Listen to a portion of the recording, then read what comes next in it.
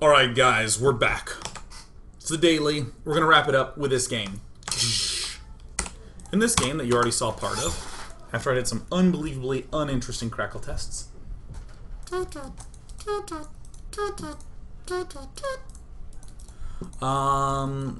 to see ForGG do kind of a crazy mix of things. So first I want to hop on over to Camp LucifroN. We've been looking at a lot of things from ForGG's perspective, but in this particular game, we're going to be examining it from LucifroN's. Yeah. LucifroN, the hellbat dropper. We saw LucifroN do some hellbat drops last game, lose to this mass hellion play. So, usual thing.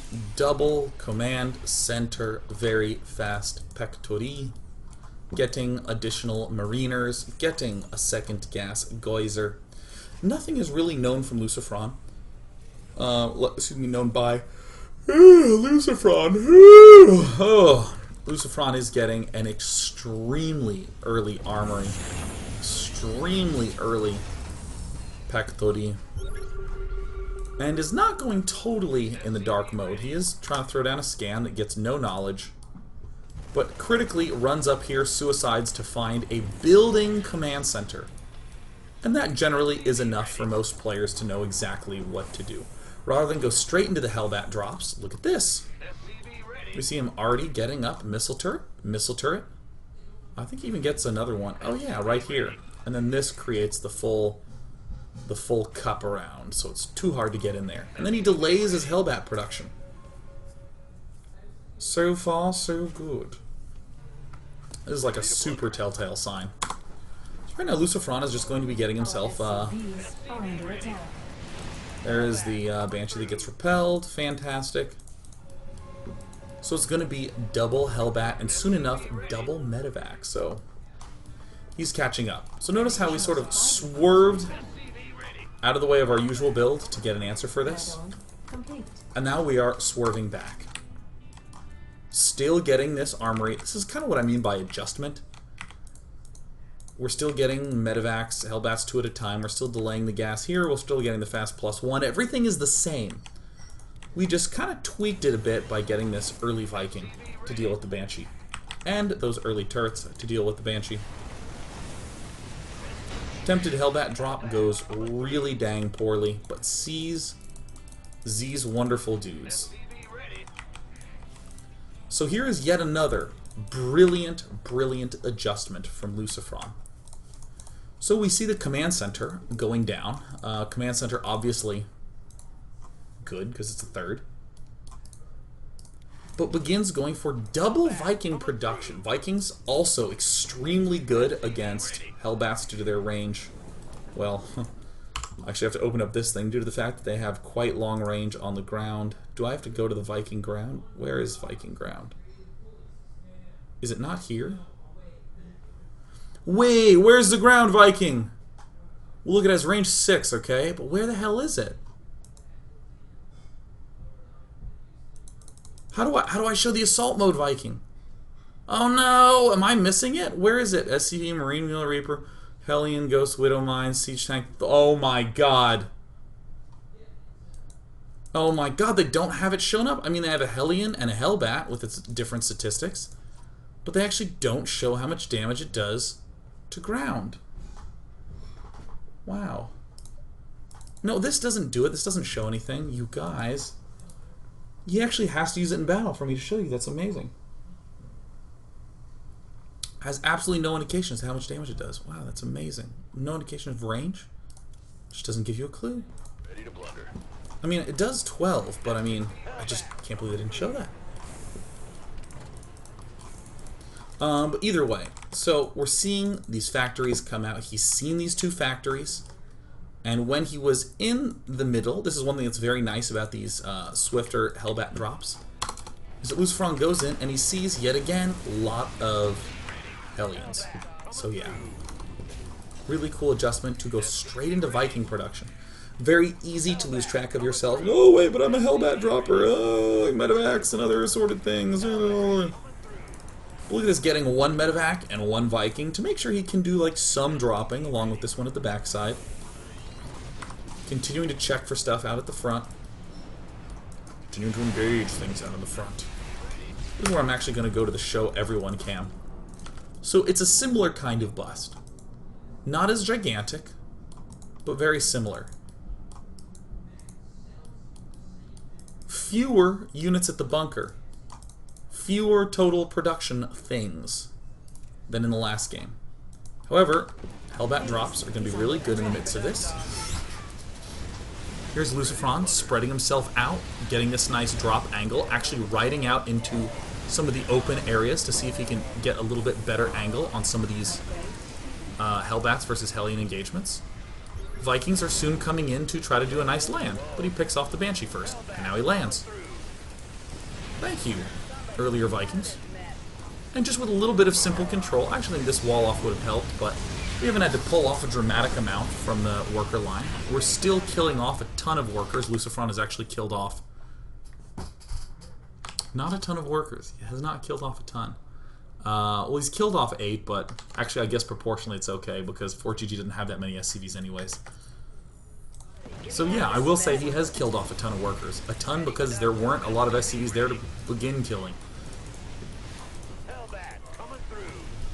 But I think really nice, simple micro from LucifroN, getting those extra Vikings up. Really why he's winning here.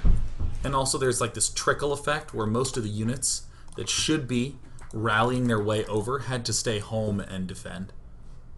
So, yeah. So with these finished factories... Jesus, man. If that is not a sign of adrenaline, that would be just, Few things signals much fear has queued up factories. Now, if LucifroN was feeling in a super duper bind, he could just make hellbats out of that as well, but looks like he's feeling at least somewhat like a boss. Base is under attack. So we're seeing this battle not go disastrously as quickly as it did before, but still struggling quite a bit. Like this choice to be continuing to build Vikings throughout here. Like the choice to be continuing to do some semi-aggressive counter droppings. This was actually a harder angle to pierce into because this supply depot is here. On this side, still, no reason why we couldn't wall off there. And then the Thor comes out. I think that's kind of a cool adjustment. Rather than getting tanks if he knows he's behind, he just pumps the Thor out. Corners him, good game. And just re-walls off. Yeah! Alright. And then he goes back into normal stuff. So we can see that a couple of tiny tweaks here. Getting a few extra Vikings and getting a few extra drop positionings from these Hellbats was enough. There's still plenty more that could have been done. There still could have been a, earlier repair. There still could have been this wall off here. There still could have been this earlier factory. Plenty of adjustments. Yet just with this tiny adjustment, doing the same counter-attack drops that he did before, LucifroN was able to hold down strong. And then this is going to turn into kind of a longer game. Actually, no, that's a lie. It's not that much longer. But LucifroN's in a clear lead. I mean, just 24 Hellions versus, like, a lot of workers, tank, Thor army. It's not even close, man. The degree to which it is not close is maximum.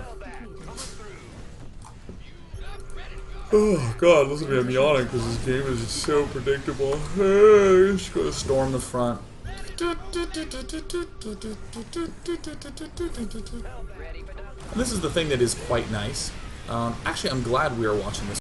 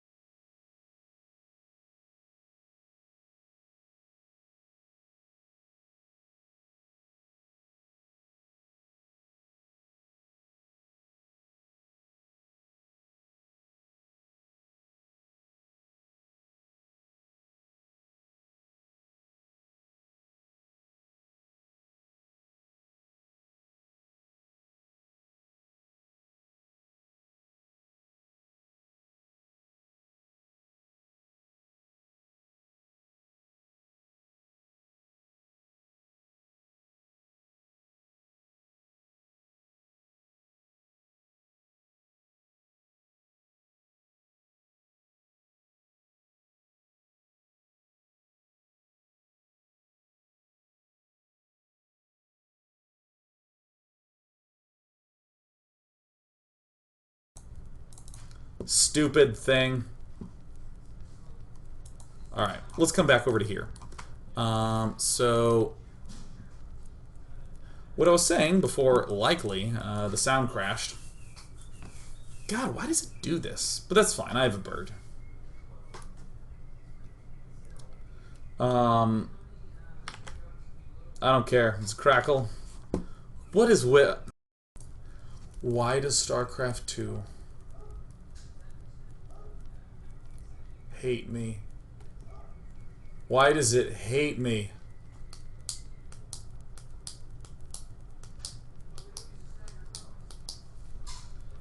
Alright. Sound alright? Sound good? Do we have any crackles or crackle? No, because I've been on Reddit, I know the right thing. Or I have to be like, Xbox is so bad. Alright, let's check it again. Checking it again. Check number 3. Check number 3.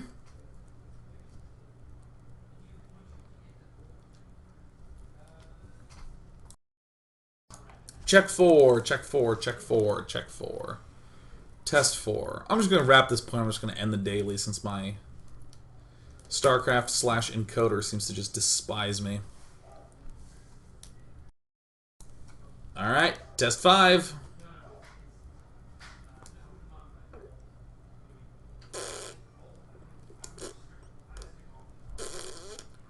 Test number 5. Maybe test number 6. It's test number 6. Test number 6. Test number 6. Check, check, test 6. Test 6.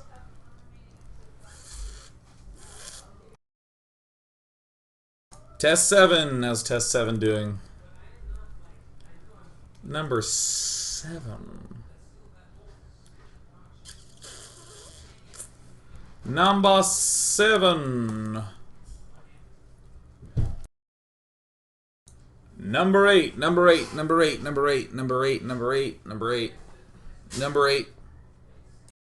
Number 9. Number 9. Number 9. Number 9. Oh, crap. Is 9 good? Is 9 okay? Thank God. Thank goodness. Alright, let me say the point that I wanted to say. Okay, alright, look, let me pull back. Oh, God. Alright, so, when we look at a final battle like this, despite how close the supplies may seem, this army composition sucks for ForGG. LucifroN wrecks it, like, really, really badly. And I want to come back to this 12-minute mark. You heard me talk about these little adjustments like staying alive. Generally, the scarier pressure is, the easier the game is after you've held it off. So this was particularly scary. I mean, these SCVs lost their lives. He breaks up into our base. Goes and hides in the back, loses it, and it's at this moment where LucifroN has just barely stayed alive. Then when we look around, we realize that LucifroN's actually crushing this game. 35 workers to 24. Infrastructure. 3 factories, all with add-ons. 2 tech labs done. +1 done, +2 on the way. Engineering bay. Missile turrets done, and these will continue to be annoying well into the late game. Obviously expansion done, but even little things like the fact that these refineries have been constructed and we can begin getting gas out of them. This is great when you compare it to what's going on in ForGG's camp, where he only has 1 reactor. There's not even a reactor on the starport as there is in LucifroN's base. 2 factories without labs. No armories and not a lot of SCVs and no refineries built over here. There's so much more that LucifroN has constructed that he's in absolutely magnificent shape. And this is why I like to emphasize the idea of adjustment, is that just a little bit of tiny teensy tweaks permitted LucifroN to stay alive. Oh, Jesus, I forgot the biggest one. 3rd command center done. for LucifroN, and ForGG hasn't even begun one. This is one-sided. I'm gonna go ahead and just take questions. Let's just take questions, guys. AMA about TVT.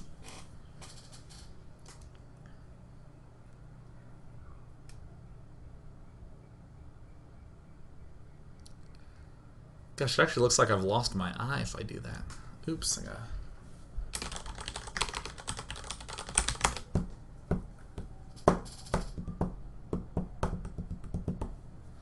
Is Bioverse Mech still okay? Question from Sir Daji. Oh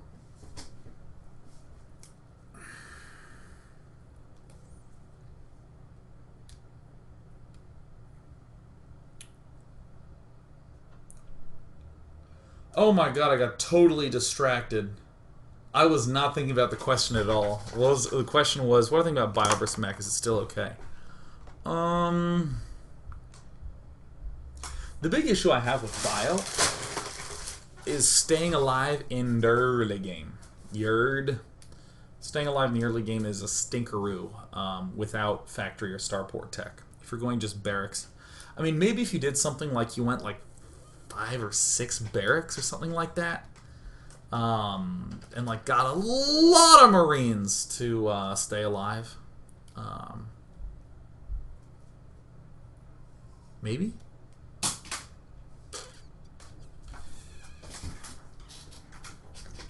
Maybe something like that. What was I gonna say? No, I just get. I mean, it's so hard. It's so hard to think of a way to stay alive. That's really the big issue. If you can stay alive and you get to the mid game, yes, it's absolutely fine. It's fine in the same way that it was fine prior. You have to be very careful when you engage a full mech army. People are a little more inclined to get Ravens nowadays, which means the Marauder things get eaten up. But by and large, it's fine. It's totally fine.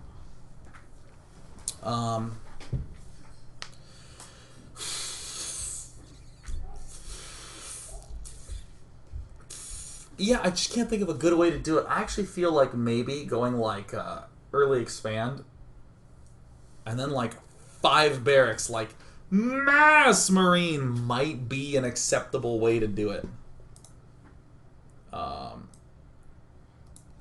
That's really just my question, is how the hell do you hold off those attacks? Because famously, Evil Geniuses Alive went for bioplay on Whirlwind versus Innovation, and Innovation had a perfect game. Literally lost nothing.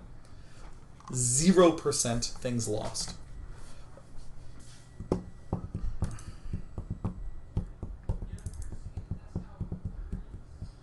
Khashoggi says, Day 9, should I come to California and go to USC for grad school? Yeah, and you should let me take you out to lunch.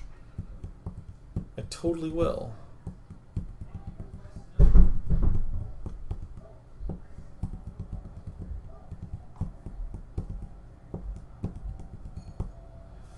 So Plogwidis, it's a great name. Hello, Plogwidish? Can reactor factories be effectively used to build offensive Hellions and defensive mines to deflect drops? I mean, I don't mind. It's not about offensive Hellions or defensive Hellions. It's about the unit and what can you do with it. So, like, mines obviously will be nice if they do connect with the medevac, but I actually don't think... Oh, no, not that button. Oh, my God. Oh, my God. Medevacs have 150 life. Is that do 125? And that's right, yeah. So it's not enough to kill the medevac. So it's kind of like, it's kind of like, meh.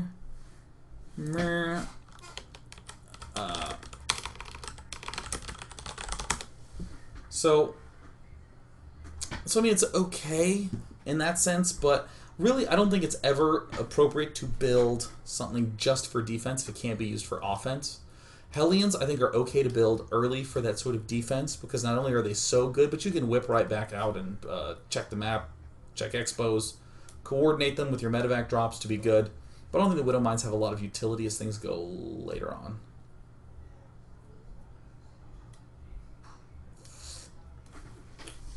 Alright, so I'm Clueless17 says, how would you apply adjustments to Protoss or Zerg?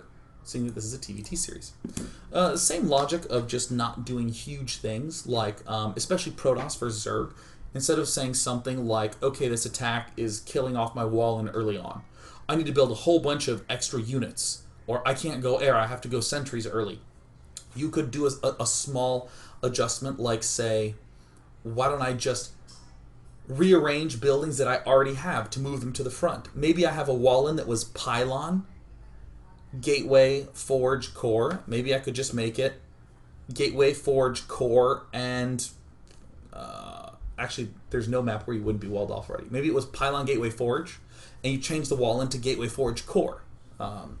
Or maybe you create a space between your cannon and your wall off, so you can do a re-wall off with a pylon. Little tiny adjustments like that are the big thing. Yeah, like as Sturm's Chut says, you don't deal with it if you cannon rush. Pylon, forge, cannon, cannon, cannon. Yeah, small, minute things like this. Like if you're Zerg, rather than saying, okay, I need to get 16 Zerglings out right now or I lose to this Hellion attack. Maybe you can just creep spread, so that way your queens can maneuver around a little bit better. Tinier adjustments like that. I'm losing my train of thought. Jet lag's killing me. I'm going to go to bed. Ah, good night, everybody. Okay, look, I'm going to get off. I'm actually not going to go to bed. I'm just going to try to... I'm going to try to stay awake, but I'm really tired. Really sleepy. You want to see some cool things with a pen? I'll show you cool things with a pen. Okay. So here's the basics. So you have a pen. So here's just the basic thing where you kind of just pass it between fingers like that, and you'll notice that it gets close to one end. So then you have to just switch it to the other side with the pinky. Yeah, see? Yeah. And then it takes a while to get it fast, and it makes your fingers exhausted. So there's one. There's one. So here's one. Okay, here's a really simple one where it's around the thumb. Yeah. Yeah. And you can kind of rotate it around like that. You don't even actually need the middle finger. You can just do it with the index finger. Yeah. Yeah. Yeah. Okay, there's this one, which is goes behind the finger like that. So it's actually your, like, I can show it from this side better, where you have these fingers and you kind of crush these two together, and then you put that one in front. Okay. And if you can do it behind those fingers as well, you can do it, whoops, twice in a row. So it looks like that. Yeah, yeah. It looks neater from this way. Yeah. And then the last one is when you pass it in front. So it looks like that. So this is like 1.5 rotations.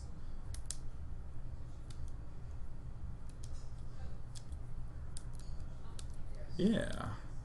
So you can do this and then around the thumb, pretty straightforward if you have a good weighted pen. And this one's okay, so I can half do it. Yeah. But I drop it a lot. Yeah, there we go. This one's like really heavy on the backside, so. So yeah, that's what I do with my pen. The daily's done. We're not going to do any StarCraft anymore. Yeah. Look at my breasts. So I just kind of do this a lot. And I drop it a lot of times in the when I'm just doing this most basic finger pass because it's really hard.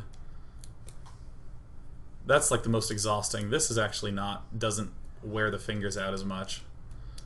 Like doing these like that, like going like that is so tiring on the fingers, and coming up like there and there, oh my god. Oh. And then I drop it again. Yeah. Yeah, okay. Woo. Oh, it's a random shirt too. There's this other one where I don't I don't actually know how to do it. Like, oh, I get there it is. Yeah, how often do my pens break? I don't know, I only own one pen. It's like the only writing utensil I have. It better be in blue. Better be in blue.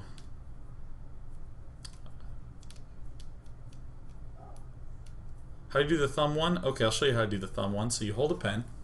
So the center of gravity is like here. Like in the pen. So you hold it off to the side. So then you put the other finger in between so you can actually see like this finger is a little bit above. So if I just, I apply a little tension, what I'm really doing is I'm just lifting up the top finger.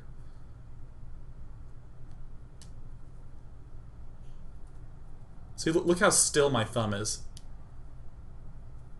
Oops.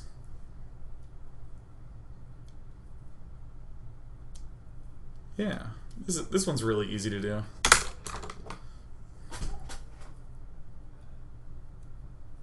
Yeah, spinning some pens. It's like my viewership spikes up, like no one wants to watch StarCraft anymore, it's just pen spinning.